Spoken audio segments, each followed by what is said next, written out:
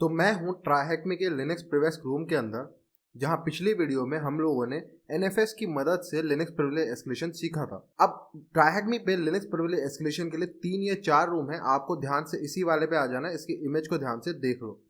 एक बार आप इस रूम में आ गए, आप लोगों को टास्क 1 को ओपन कर लेना है और वहाँ से स्टार्ट मशीन बटन पर क्लिक करके अपनी मशीन को स्टार्ट कर लेना है।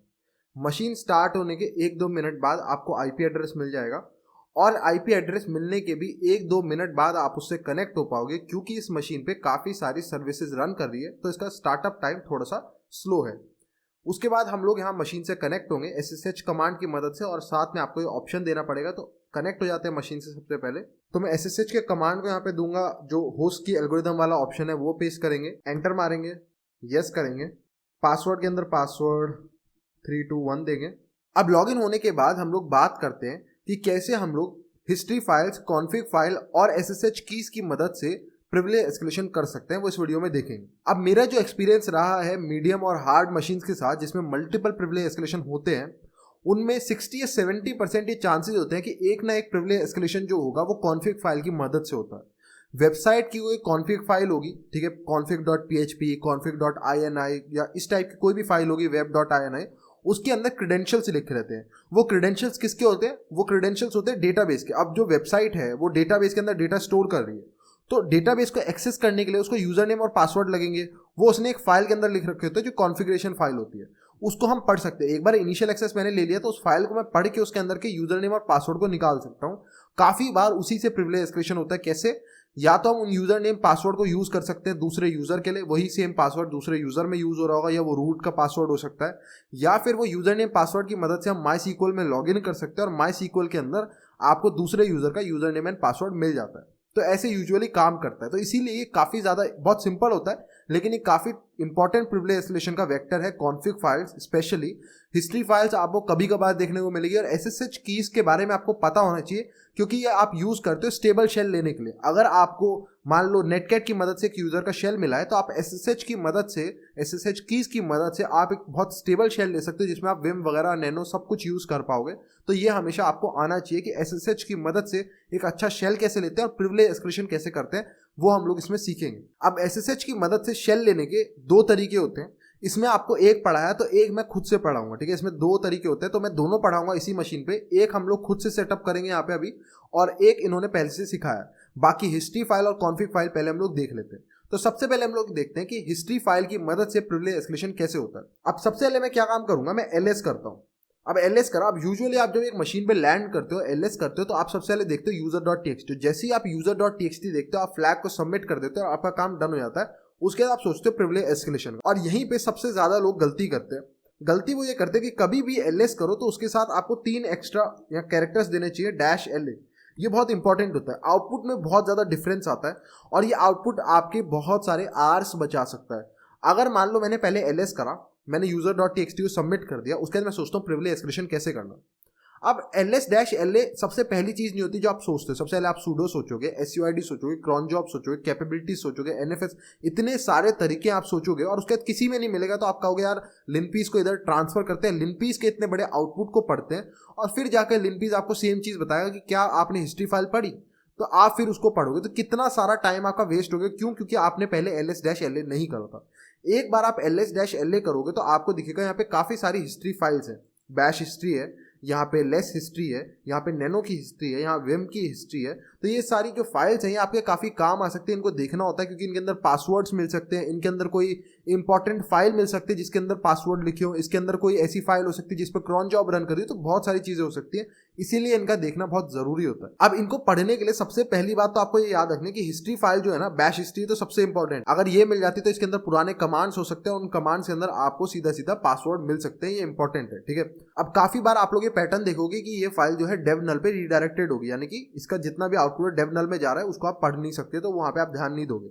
अगर वो डेव नल पे रीडायरेक्टेड नहीं है, आप फिर चेक करोगे कि क्या आपको रीड के प्रिविलेज है या नहीं। अब रीड के प्रिविलेज हम लोग हैं यूजर, तो जो इसका ओनर है वो यूजर ही है, उसको रीड के प्रिविलेज है, तो हम इस फाइल को रीड भी कर सकते हैं, इस पर राइट भी कर सकते हैं। तो इसका मतलब ये हमारी काम की हम इसको कैट कर सकते हैं। अब उसके बाद हम चेक करें क्या इसके अंदर कुछ डेटा है भी नहीं। ये इतनी सारी चीज़ें आप पहले ही चेक कर सकते हो कैट करने से पहले। उसके चेक करोगे डेटा, तो इसके अंदर 140 बाइट्स का डेटा है, तो यानी कि इसमें कुछ ना कुछ ऐसी चीज़ है जिसको हम रीड कर सकते हैं। तो ऐसे आप बाहर से पता लगा सकते हो कि फाइल को पढ़ना चाहिए या स्किप कर दे, आपका टाइम बचेगा। ठीक है, तो अब मैं यहाँ पे क्या काम करूँगा, कैट, ठीक है, डॉट बैश अंडरस्कोर हिस्ट्री, ठीक है, एंटर मारते हैं और यहाँ पे हमारी बैश हिस्ट्री खुल जाएगी। अब आप देखोगे यहाँ पे एक कमांड है MySQL का, जिसके अंदर यहाँ पे एक यूजर नेम दिया है -u रूट, और पासवर्ड में पासवर्ड 123 दिया। अब याद रखना ये रूट का नहीं है, ये MySQL का है। ऐसा नहीं कि इससे आप रूट लॉगिन कर लोगे, MySQL का है। लेकिन कभी भी जब आप मशीन्स वगैरह सॉल्व कर रहे हो और कोई पासवर्ड मिले ना, उसको हर यूजर के साथ ट्राई करो, कुछ भी पॉसिबिलिटी हो सकती है। तो अब मैं क्या काम करूंगा, मेरे को पता है MySQL का कमांड दिया, लेकिन फिर भी मैं इस पासवर्ड को ट्राई करूंगा रूट यूजर में। तो मैं क्या काम करूंगा, सू रूट, और सेम जो पासवर्ड दिया था पासवर्ड 123, उसको ट्राई करेंगे कि क्या इससे हम रूट बन पाएंगे।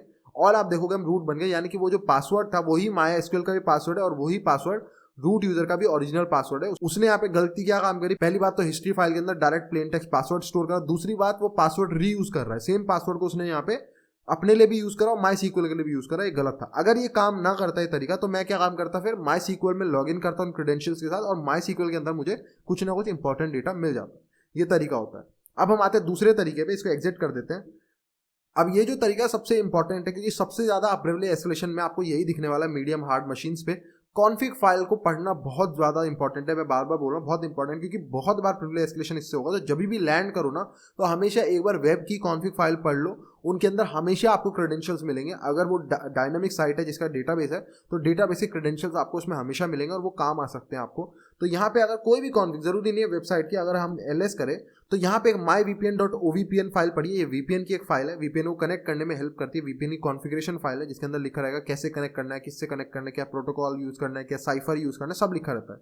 और साथ में साथ जब आप वीपीएन से कनेक्ट होते हो तो वीपीएन आपसे यूजर नेम एंड पासवर्ड ही मांगता है। ट्राइहैकमी से कनेक्ट होते हो ट्राइहैकमी नहीं मांगता, लेकिन वीपीएन में ऑप्शन होता है कि वो आपसे यूजर नेम पासवर्ड मांगे, इसीलिए ये कॉन्फिग फाइल हमारे लिए इंपॉर्टेंट हो जाती है। क्या पता इसके अंदर यूजर नेम पासवर्ड हो जिसकी मदद से वीपीएन से कनेक्ट होता हो। तो अगर हम इसको कैट करेंगे myvpn.ovpn, और यहाँ पे अगर आप लोग इसको पढ़ोगे तो यहाँ पे लिखा है ऑथ यूजर पासवर्ड, ऑथेंटिकेशन के लिए यूजर पासवर्ड यहाँ से पढ़ना है, इस फाइल के अंदर दिया है। तो इसको कैट करके देखते हैं क्या यहाँ पे कोई यूजर नेम पासवर्ड है या नहीं। ठीक है, कैट करा तो यहाँ पे सेम यूजर नेम पासवर्ड जो हमने अभी यूज करा था वही यहाँ पे पड़ा है, तो जिसकी मदद से हम यूज कर पाएंगे। तो वीपीएन के लिए भी सेम यूज कर रहा है, MySQL के लिए भी सेम यूज कर रहा है, और अपने यूजर के लिए भी लॉगिन के लिए सेम यूज कर रहा है। तो मैं सू रूट करूंगा, पासवर्ड 123 जो हमारे को मिला है, ये हो गया कॉन्फिग फाइल की मदद से। अब हम आते हैं अपने तीसरे और इससे थोड़े से हटके जो डिफरेंट चीज है, वो है कीज की मदद। अभी आपने कॉन्फिग हिस्ट्री फाइल की मदद से देखा, अब हम आते हैं जो कीज फाइल होती है, जो कीज होती है SSH की, उसकी मदद से आप कैसे प्रिविलेज एस्केलेशन भी कर सकते हो, प्लस आप एक स्टेबल शेल भी कैसे ले सकते हो वो देखते हैं। अब जब मैं SSH की बात करता हूं ना, तो SSH के दो तरीके होते हैं शेल लेने के।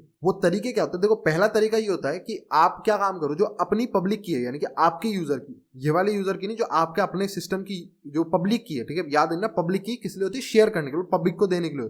तो आप अपनी पब्लिक की लेके इस सिस्टम के अंदर रख सकते हो, जिस सिस्टम को आपने हैक कर रखा है, जिसपे आपका शेल मिला हुआ है ना, उस सिस्टम के अंदर अगर आप अपनी पब्लिक की रख दोगे, उसका ये फायदा होगा कि फिर आप इस सिस्टम से कनेक्ट हो सकते हो विदाउट पासवर्ड। लेट्स से आपके पास पासवर्ड नहीं है, आपको वेबसाइट के थ्रू नेटगेट से शेल मिला, अब उसमें SSH रन कर रहा है, लेकिन कनेक्ट कैसे होगा, आपके पास पासवर्ड तो है नहीं। तो आप अपनी जो पब्लिक की है वो उठा के इस सिस्टम में रख दोगे, ठीक है, अभी हम रखेंगे, तो उसकी मदद से आपको एक शेल मिल सकता है। और अगर आप लोग रूट फोल्डर में, मान लो फॉर एग्जांपल आपको रूट फोल्डर में एक्सेस है, तो आप रूट फोल्डर के अंदर अगर उस पब्लिक की को रख दोगे तो आप रूट यूजर की तरह लॉगिन कर पाओगे। तो मैं आपको दिखाता हूँ कैसे कर सकते हैं। अब इस सिस्टम के अंदर तो हमारे पे रूट के अंदर जाने की परमिशन नहीं होगी, ठीक है, यहाँ पे परमिशन डिनाइड आ गया, लेकिन मैं आपको यूजर से दिखाता हूँ कैसे हम कीज की मदद से कर सकते हैं। तो सबसे पहले आपको क्या काम करना पड़ेगा, पब्लिक और प्राइवेट की जनरेट करनी पड़ेगी SSH के लिए। तो वो कैसे करते हैं, दोनों सिस्टम पे, जिसको हैक कर रखा है उसको भी और अपने सिस्टम पे भी। तो SSH डैश की जेन, ये बाय डिफॉल्ट आता है, ठीक है, ज्यादातर लिनक्स के अंदर, तो कोई टेंशन नहीं, कमांड मिलेगा। उसके बाद RSA डैश टी, RSA का यूज करके हमारे को कीज बनानी है। एंटर मारते हैं और ये जनरेटिंग कर रहा है, एंटर मारेंगे, एंटर मारेंगे, एंटर मारेंगे, और यहाँ पे हमने कोई पास फ्रेज नहीं रखा है, ये पूछ रहा था पास फ्रेज, हमने कोई पास फ्रेज यहाँ पे आपका पासवर्ड नहीं पूछ रहा है, वो ये पूछ रहा है आपको एक ऐसा पासवर्ड या की रख सकते हो, पास फ्रेज रख सकते हो, जिसकी मदद से जो आपकी कीज होंगी पब्लिक और प्राइवेट वो एनक्रिप्ट हो जाएंगी, और फिर जिसको वो पास फ्रेज पता होगा वो वही डिक्रिप्ट कर पाएगा उनको खाली, ठीक है। तो वो इसलिए होती है कि आपको जो अगर अपनी की है उसको एनक्रिप्ट करके रखना है ताकि कोई उसका यूज ना ले पाए, ठीक है, तो वो इसलिए होती है। और पासफ्रेज जब तक नहीं दोगे वो डिक्रिप्ट नहीं हो सकती। अभी हमने कोई पासफ्रेज नहीं दिया। अब हम क्या काम करेंगे, यहाँ पे हमारा .ssh फोल्डर बन गया, तो .ssh फोल्डर के अंदर जाएंगे, यहाँ पे ls करेंगे, यहाँ पे आप देखोगे ये हमारी ये प्राइवेट की है और ये पब का मतलब है पब्लिक की है। अब हम अपने सिस्टम पे जाएंगे, ठीक है, जहां से मैंने SSH करा था वापस चलते हैं वहां पे। अब मैं अपने सिस्टम पे भी आके सेम काम करूंगा, SSH डैश की जेन, ठीक है, डैश TRS से एंटर मारेंगे, एंटर मारेंगे, एंटर मारेंगे, यहाँ पे भी सेम चीजें करेंगे। अब हमारी जनरेट हो गई। अब जब मेरी कीज बन गई तो अब मैंने पहले जैसे बोला था मैं अपनी पब्लिक की को पढ़ूंगा, याद रखना पब्लिक की बात हो रही है, कभी भी प्राइवेट की को हम शेयर नहीं करते। तो मैं अपनी पब्लिक की लूंगा कैट, ठीक है, वो .ssh फोल्डर के अंदर होगी, .ssh id_rs से .pub नाम है उसका, ठीक है, एंटर मारते हैं। ये मेरी पब्लिक की है, इसको कॉपी करेंगे और वापस चलेंगे उस सिस्टम के अंदर जहां पे हमने SSH कर रखा है पहले से। अब यहाँ आने के बाद मैं क्या काम करूंगा, एक फाइल बनाऊंगा जिसको हम कहते हैं authorised keys, authorised underscore keys. ये फाइल क्या कहती है, ऑथराइज्ड कीज, ये कहती है कि ऑथराइज का मतलब क्या है कि इसको हम अथॉरिटी दे रहे हैं सिस्टम में लॉगिन करने की। तो इसके अंदर आप कोई भी की रखोगे ना, इसको यहाँ पे पेस्ट कर देता हूँ मैं अपनी की, ठीक है। अब इसका मतलब क्या हुआ, अब मेरे को ऐसा लग रहा है कि मैंने यहाँ पे कुछ गलती कर दी है, SSH आता है शायद और मैंने आई नहीं दबाया था तो वहाँ पे वो पेस्ट नहीं हुआ। इसको यहाँ पे कर देते हैं ऐसे। अब मैंने जब इसके अंदर लिख दिया, ठीक है, ऑथराइज की के अंदर अपनी पब्लिक की लिख, तो अब इसका मतलब ये है, मैंने इस सिस्टम को ये बोला है कि जब भी जिस यूजर की मैंने इसके अंदर पब्लिक की रखी है, जिस यूजर की भी इसके अंदर यानी कि अपने सिस्टम की मैंने पब्लिक की रख दी है, तो जब वो यूजर लॉगिन करना चाहेगा इस सिस्टम पे तो उसे लॉगिन करने दो, उससे पासवर्ड मांगने की कोई जरूरत नहीं, हमने उसको ऑथराइज कर दिया सिस्टम पे एक्सेस लेने के लिए, ठीक है, ये हमने उसको कहा। अब वापस चलता हूं मैं अपने सिस्टम पे और इस मशीन में SSH करता हूं, आप देखना डिफरेंस। अब अपने सिस्टम पे आने के बाद ये सेम कमांड है जिससे हम SSH से पहले कनेक्ट हुए थे, लेकिन अगर आप लोगों को याद हो जब हमने ऑथराइज की वगैरह नहीं डाली थी सबसे पहले जब हम कनेक्ट हुए थे तो इसने हमसे पासवर्ड मांगा था। लेकिन अब क्योंकि हमने अपनी पब्लिक की उसकी ऑथराइज की के अंदर डाल, यानी कि हमने उस सिस्टम पे बोल दिया कि भैया ये जो जना है ना जो कनेक्ट हो रहा है ये ऑथराइज्ड है, उसको विदाउट पासवर्ड आने दो इस सिस्टम पे। तो जब हम एंटर मारेंगे तो हम लोग विदाउट पासवर्ड उसमें लॉग इन हो जाएंगे। लेकिन अब क्योंकि ये मशीन पुरानी है, बहुत पुराने एल्गोरिदम यूज कर रही है, तो आपको यहाँ पे बताना पड़ेगा कि यहाँ पे जो पब्लिक की एक्सेप्टेड की टाइप्स है इसको SSH RSA पे सेट कर दो, तभी आप लोग कर पाओगे, वरना इसमें दिक्कत होगी। और यूजुअली आपको ये जितने लंबे लंबे ऑप्शन है कभी यूज नहीं करने पड़ते, पता नहीं कितनी सालों पुरानी मशीन है जिसके कारण ये दिक्कत आ रही है। एंटर मारते हैं और अब आप देखोगे सीधा विदाउट एनी पासवर्ड आप कनेक्ट हो गए। कैसे, ऑथराइज की में आपने अपनी पब्लिक की डाल दी थी, इतना सिंपल होता है, आपको SSH मिल जाएगा। तो कभी नेटगेट से शेयर मिले और आप पे पासवर्ड ना हो, SSH करना हो, बहुत सिंपल है, अपनी पब्लिक की जनरेट करो, उसे उठाओ और यहाँ की ऑथराइज की के अंदर डाल दो, उसके बाद सीधा आप SSH से कनेक्ट करोगे तो आप विदाउट पासवर्ड वहां पे लॉगिन हो पाओगे। समझ आया, ये एक तरीका होगा। अब हम देखते हैं कि हमारे पास दूसरा ऐसा कौन सा तरीका है जिसकी मदद से हम सेम काम कर सकते हैं। तो इसको एग्जिट करेंगे।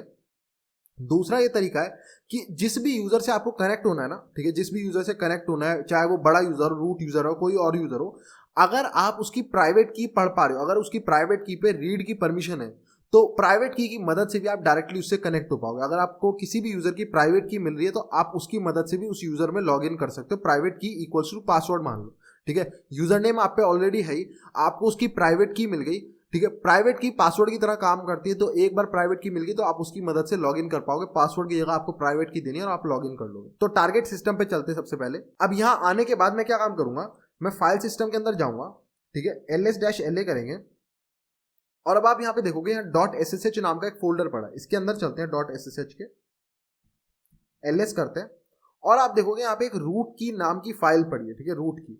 तो मैं ls-la करता हूँ कि हमारे को क्या रीड की परमिशन है।